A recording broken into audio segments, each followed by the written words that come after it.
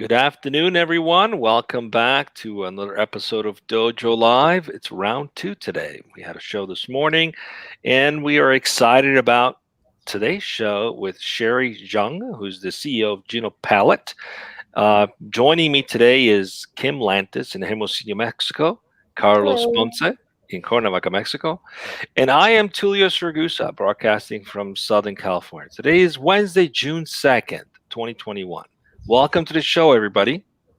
Thank you. It's good to be here as ever, Tulio. Yes. So, Sherry, we're going to be talking to you about healthy eating, healthy living. You're calling it Healthy 4.0. So, we're looking forward to that conversation and what we can learn from you. I'm sure it'll be an interesting conversation, educational conversation for many people. But before we embark in digging in, let's get to know you a little bit, Sherry. Please tell us about yourself. Okay, nice seeing everybody today. It's a beautiful day by me in Milwaukee, Wisconsin. So hope it's by you too. My name is Sherry Zhang, as Tulio introduced nicely. I actually was born a very curious kid, brought up by a loving family of teachers, educators, entrepreneurs, and businessmen. I was, growing up in mainland China. It's a beautiful city, metropolis called Tianjin. So it's more like the northern atmosphere of the mainland, and spent beautiful 20-some years there, and got my bachelor's degree in microbiology, and then decided to leave my loving parents way behind and travel to somewhere called Milwaukee, Wisconsin. I have never been to before, but fell in love literally, and fell in love with people, community, the cheese here, and developed my career as a researcher and scientist. So I was actually came here for my graduate school, pursuing my PhD in molecular biology, studied under some really great scientists in the field, and got my PhD in molecular biology in early 2000, and then went down to develop my research career as a biologist. And it's very fortunate I studied obesity and metabolic syndrome after that, under the person who actually coined the metabolic syndrome for our community, and Dr. Ahmed Kasiba, who is unfortunately no longer with us. But I learned a lot and kind of took the torch and published a lot of work. And long story short, or fast forward, I somehow decided that studying obesity genetics using DNA technologies is not fast enough or direct enough for me to help people with knowledge. So many years after preparation, I decided to found a company called Genopalat, which I think we'll have opportunity to discuss what it's about and all the good people behind it and our customers and whatnot. So yeah, I guess I'm kind of, I played piano when I was young, so I always say I'm an artist in nature, but scientist by nurture, but just loving everything lively, love to find out what's going on underneath the surface. What can we do to make people's life a little bit better? I love learning from people. So that's me. What a great journey, guys! Isn't that amazing? What a great story! Absolutely. Really appreciate having you here. So are you became officially a cheesehead? I mean, Wisconsin, that's what they're called, right? I mean, that's It's funny you said that. I have a You got the avatar big cheese head? with a cheese head on my head. I have to share that with you. All right, the wrong awesome. state to try to combat obesity. Right.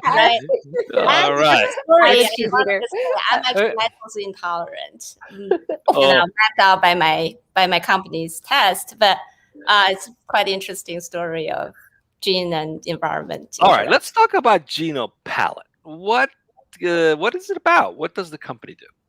Yeah, hopefully people can tell from the name already. We're trying to link your genome, DNA, you, biology, right? You with your environment of food through the palate, right? Through the deliciousness and how you interact with your environment. But there's a purpose for that, is for healthy. So with my background in metabolic syndrome study, obesity study, which affecting so many people in our society, not only in the US, but globally. Everywhere I go, when I travel back to my homeland, kind of McDonald's takes obesity also to everywhere. So it's a global issue, and then also speaks to the universality of this, our technology, because everybody has a genome, everybody has to eat. So we kind of formulate this almost nutrition intelligence for everybody, right? So we can tell you what's really personalizable for your body, reflecting on all your 2.5 million years of evolution through your ancestors fighting through their environments, right? Mostly taking the environmental cue is your food or their food. And at the end of it, becoming a beautifully unique us, right? So everybody on the call, I can pretty much say how many letters of the differences in your genes are going to differ from each other in a beautiful, beautiful way. So that's also kind of the reason, as a scientist, when I was in the lab, I understand how unique everybody is, how unique we process the same food with totally different outcomes for health, right?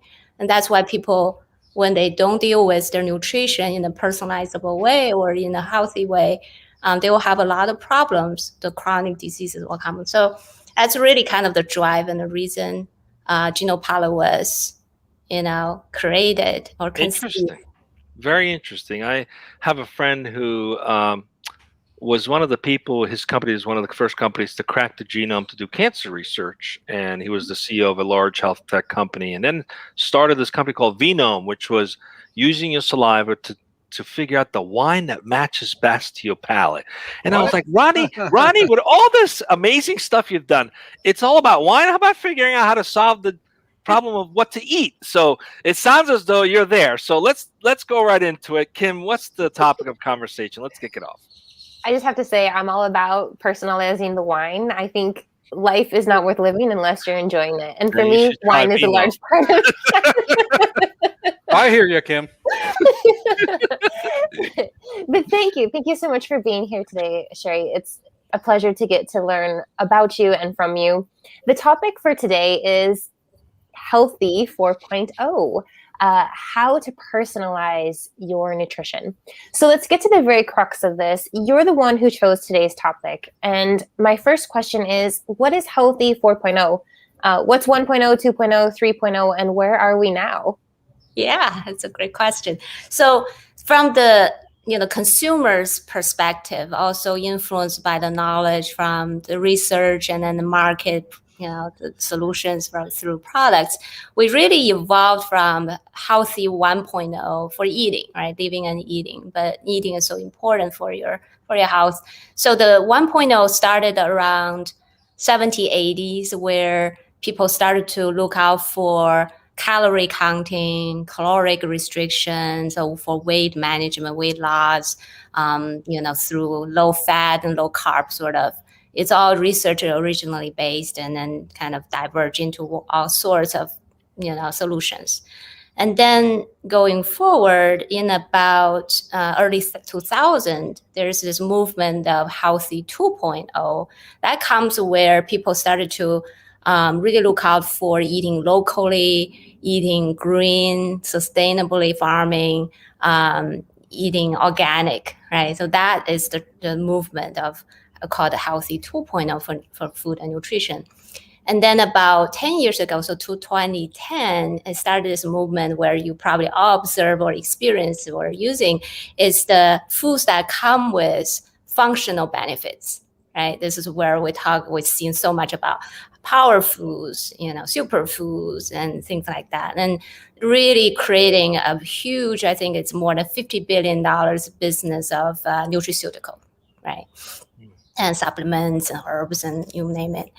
And then 5 years ago, and a new movement started, or people looking out to before even healthy eating, and people know they can personalize their shoes, they can personalize their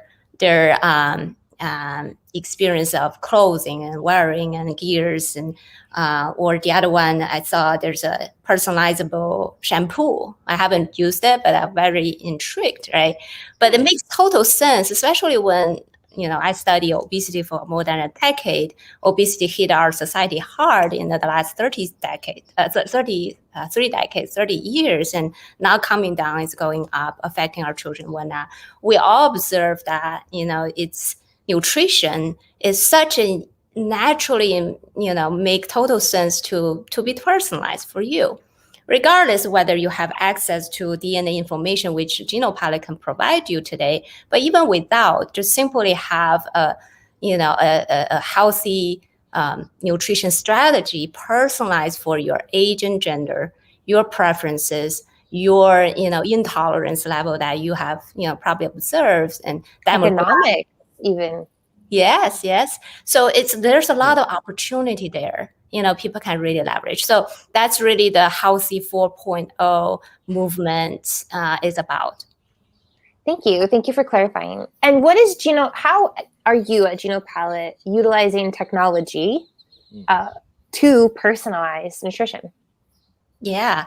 So our secret sauce is really having a special technology we developed in-house through my background in research, and also at Genopalat, we developed so much more on top of that, is to look into we kind of alluded earlier, that we have a way to really tap into your nutritional code inside of your genomic DNA you are born with, right? It's similar to what we can actually observe everybody, like chromosome 16, you have genes that determine whether you have the version of brown eyes or blue eyes, right?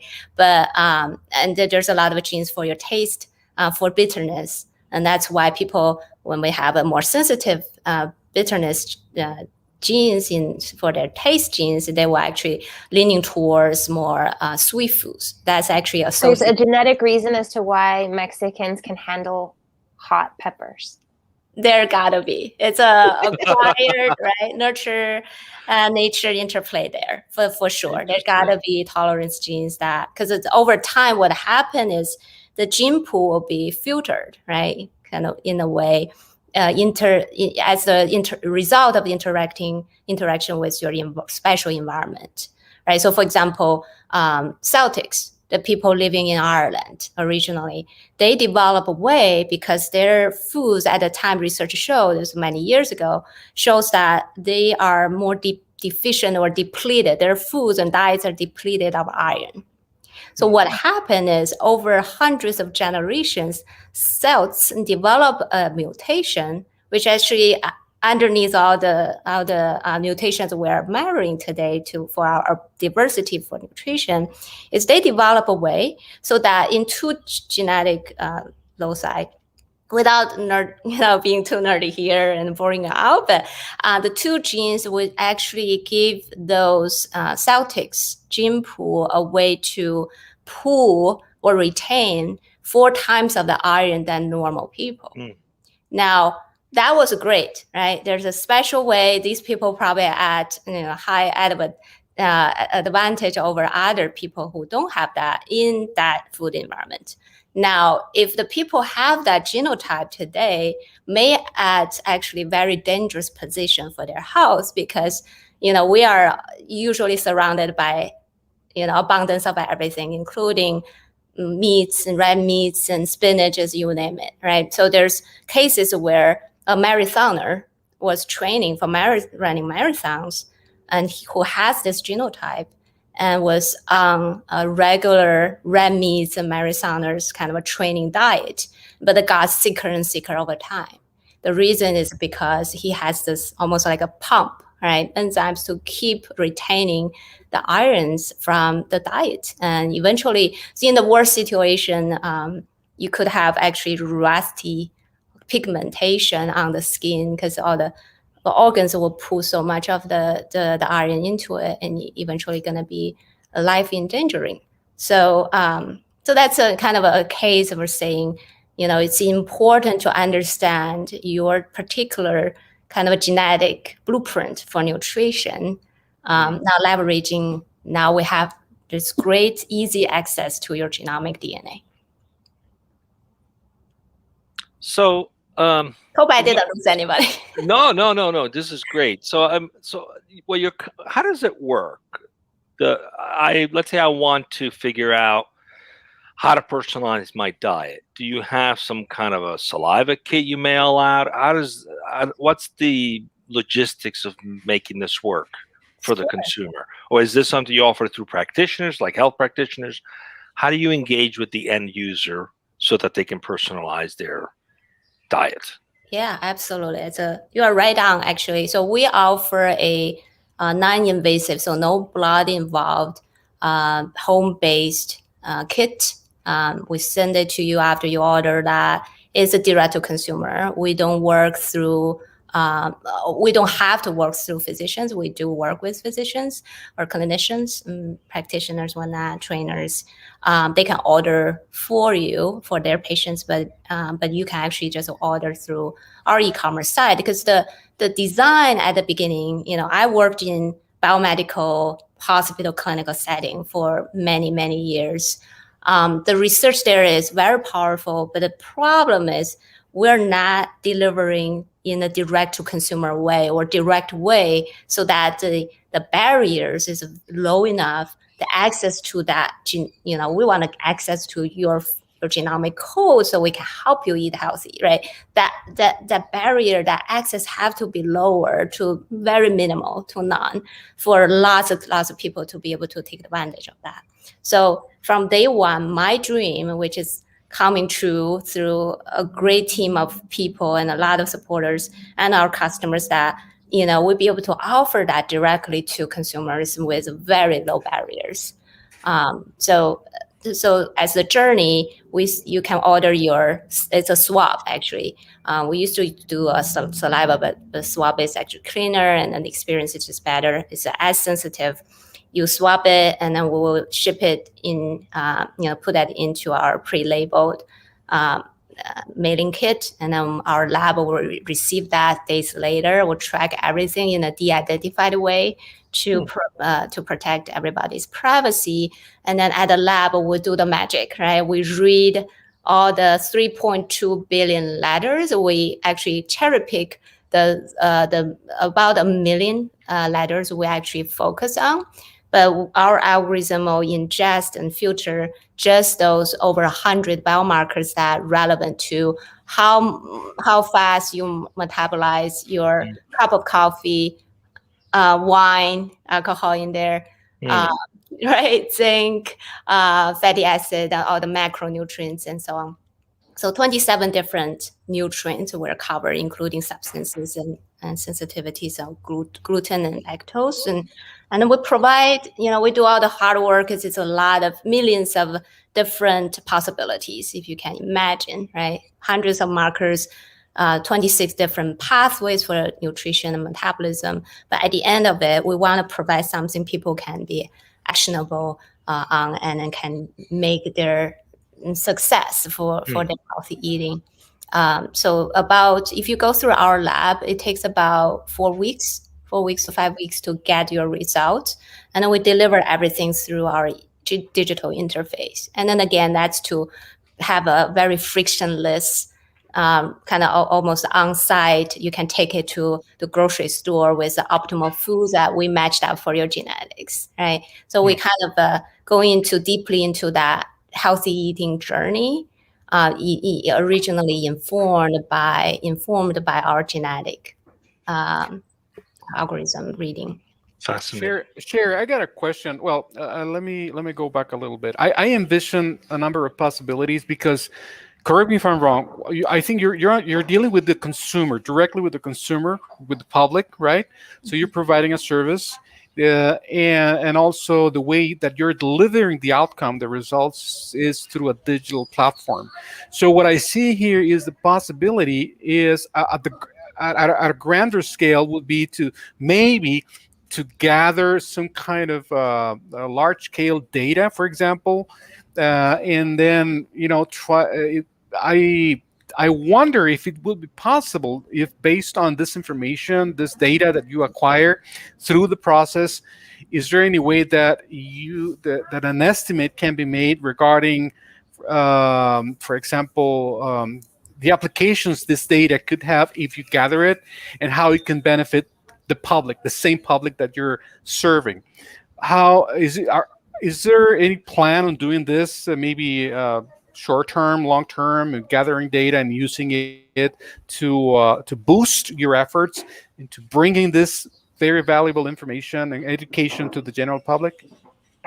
Yeah, absolutely. I think what I hear from you is your question is how can we take it to servicing the interest of public health?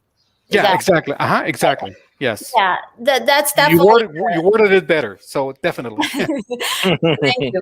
No, you're very kind. No, it's definitely the populational data power of health is very different from when you look at, we call it patient zero or n equals 1, right? And what we are doing, which is in a very beautiful setting, is we can actually provide populational insights. I think that's where you're getting at, Carlos, but at very granular, like personal level that has a personal impact for that person's nutrition and healthy. But for example, this is how I think that's where it can be impactful. When we look at, I'm lactose intolerant, and it makes total sense because my parental biological parents are living, breathing, and also their biological pools are very clean, very we call it a homogeneous, so it's pure in a way for that locus, because our ancestors never get exposed to cattle farming, right? But Northern Europeans, Eastern Africa, and Middle Eastern tribes develop that mutation, so they can take advantage of the sugar in milk to become lactose tolerant, right, in adulthood. Because we all can do that when we're a baby, and then we lost that. The gene expression turned on because we want to have a very efficient energy system. That's how our cell work. But in me, it's never turned. It's turned off and permanently. So I lose that capability of digesting that. So where I'm getting at is now I'm living in Wisconsin. I all the time tempted by all kinds of cheese and dairy products. But at the same time, I wonder if we look at the general population for their lactose genotype, right? We can pretty much have a prediction of where, how we can distribute the farming, right, the milk and product and so on, who will benefit and who will not benefit from it, who will actually do some harm. Which city, when we look at this in a kind of a general way, we looked at about 10,000 individuals across the board, and then we separated by zip codes. And when we look at New York versus Seattle versus Chicago, the lactose tolerance level are very distinctive, right? So there's a lot to that to leading to that diversity, and probably because some city has more immigrant from different gene pools and compared to others. But nevertheless, I think we can partner with public health agencies, organizations to provide a more smarter, healthy eating solutions. Sherry, I'm sorry, go ahead. No, one more thing is just to wrap up. Okay, so you're dealing with the consumer. You send out the information through the digital platform. Is there any kind of follow-up? Do you do any kind of follow-up, like just to see, check on them and see how they're doing? How do you, beyond the results, how else do you interact with your consumers, with your clients, with your customer base?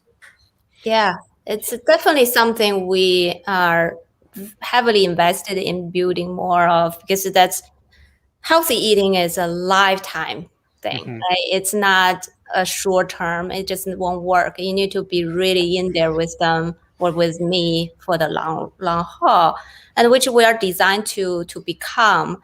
I think today everything is through email contact and through our digital interface. We have a mobile app, and we have, you can access your user accounts with Genopalat from any devices, right?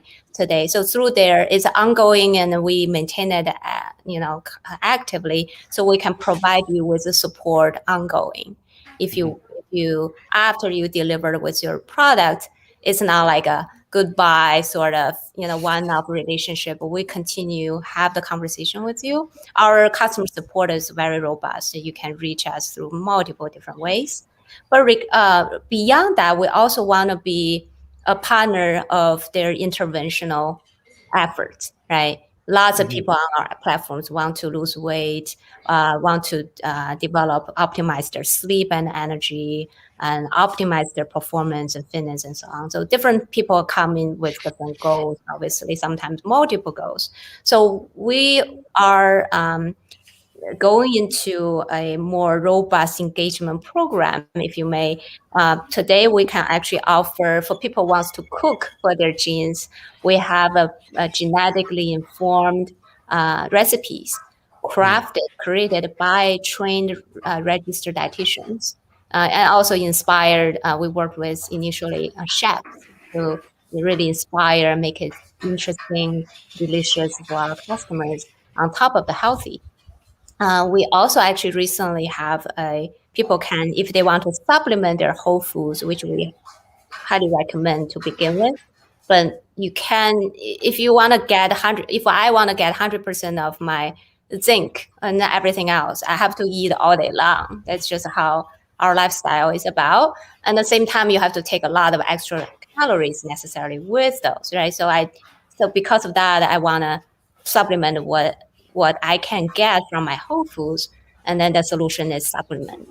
And we have a very smart way of personalize your supplements now with our understanding of your genetics. So okay, so this is great. I get a swab at home. I sent it back a week or two later. I get a recommendation on recipes, things I ought to be eating, supplements I need to take in order to achieve optimum health. Can it be customized to specific goals, or is it more generic in terms of, hey, this is what you ought to be eating, this is the supplement you ought to be taking, period? Or is it more like, hey, I'm trying to maybe lose some weight, or I want to, get stronger? Is there some specific goals that can be tailored to, or maybe that's a next generation thing? That's immediate next generation. Okay, cool. So it could be intentional to modify something. I kept listening. I'm like, what happens to people that had no problem eating cheese and lactose, and later in life sort of became not intolerant, but almost allergic to it? It's like, is there a way to reverse that? Because I really miss cheese. So is there no? But the final question, because we're up on time. Is there a way to identify through this genomics, basically decoding how to potentially treat some diseases, for example, or allergies, for example, that people might have developed? Does it also include that, or is that part of the evolution of something you're planning as well? Yeah, it's a loaded question there, because my background now, it's our genes are innocent in a way that they're not prime us for disease or healthy, right? It's kind of a neutral place to begin with. When we interact with our environment in a bad way, so quote unquote, we became a disease state. And sometimes we reverse it, sometimes we can't, right? If that makes sense. So there's no such disease genes, really, to strictly speaking. It's almost the result outcomes can be, negative or positive for that person. So with that kind of mental model, I think it's the same genes. It's the reason we do what we do, is to understanding your genetic capacity first. How does that could be, put you at a risk or higher or lower risks when you're interacting with certain food or air or stress, and you name it, from the environment, so such that we can get to a destiny or a experience or outcomes that you like. So that's really a kind of a dynamic interplay we're trying to tap into. I love what you're And tapping one more, and into. then we'll wrap up.